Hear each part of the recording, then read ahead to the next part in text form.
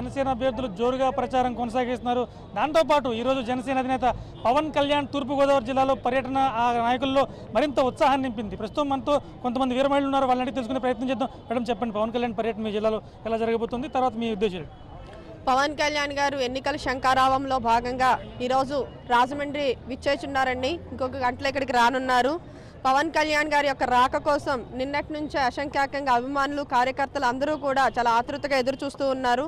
ఇంతకుముందు ప్రజా పోరాట యాత్రలో భాగంగా పవన్ కళ్యాణ్ గారు వచ్చినప్పుడు ప్రజల్లో విశేషమైనటువంటి స్పందన వచ్చింది. ఆ తర్వాత క్యాండిడేట్స్ని అనౌన్స్ చేసిన తర్వాత ఎన్నికల దగ్గర పడుతున్నటువంటి ఈ సమయంలో పవన్ కళ్యాణ్ గారి యొక్క రాక ఖచ్చితంగా ఇక్కడ అభ్యర్థుల విజయానికి కృషి చేస్తుందని, ఆయన మాట్లాడేటువంటి మాటలు ప్రజలను చైతన్యపరిచేలాగా ఉంటాయని, ఖచ్చితంగా ఎవరైతే పవన్ కళ్యాణ్ గారు నిలబెట్టారో ఆ అభ్యర్థులు వారి యొక్క విజయాన్ని సూచించే విధంగా ఆయన పర్యటన ఆద్యంతం కూడా జరగబోతోందండి. తూర్పుగోదావరి జిల్లాలో ఉన్నటువంటి ఎమ్మెల్యేలు కానీ ఎంపీలు కానీ వచ్చేటువంటి విజయకేతనం ఎగరవేస్తారు. ఖచ్చితంగా ఇక్కడ ఉన్నటువంటి విజయకేతనం ఇటు గుంటూరు జిల్లా నుంచి అటు శ్రీకాకుళం వరకు ఇక్కడ విజయకేతనం ఎగరవేసింది. అక్కడి నుంచి ఇక్కడికి కూడా గట్టిగానే ఉంటుంది. ఈ విజయం అక్కడి నుంచి ఇక్కడికి, ఇక్కడి నుంచి అక్కడికి తాకుతుంది. ఖచ్చితంగా తూర్పుగోదావరి జిల్లా, పశ్చిమ గోదావరి జిల్లాలో తథ్యం జనసేనకి.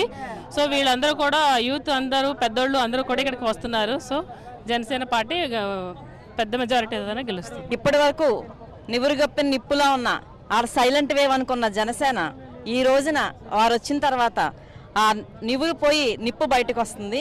తప్పకుండా తెలుగుదేశం పార్టీ అధికార పార్టీకి ప్రత్యామ్నాయంగా జనసేన ఎదుర్కోబోతుంది.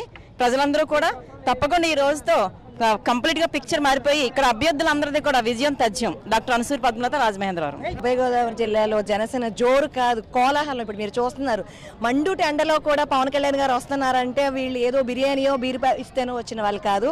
100% పవన్ కళ్యాణ్ గారి నాయకత్వం మీద, ఆయన మీద నమ్మకంతో ఈరోజు ఇంత జనం వచ్చారు. ఖచ్చితంగా ఉభయ గోదావరి జిల్లాలో పవన్ కళ్యాణ్ పర్యటన అయిన తర్వాత ఖచ్చితంగా ఎవరైతే అభ్యర్థులు ఉన్నారో ప్రతి అభ్యర్థి కూడా గెలిచే అవకాశం కనిపిస్తుంది. ఈ రోజు తెలుగుదేశం గుండెల్లో కూడా రైలు పరిగెడుతున్నాయి. ఏంటి ఈ సభకి ఎంతమంది వస్తున్నారని చూడండి. ఖచ్చితంగా కూడా మా విజయం తథ్యం. పవన్ కళ్యాణ్ గారు సీఎం పక్కా జరుగుతుంది. జై జగన్.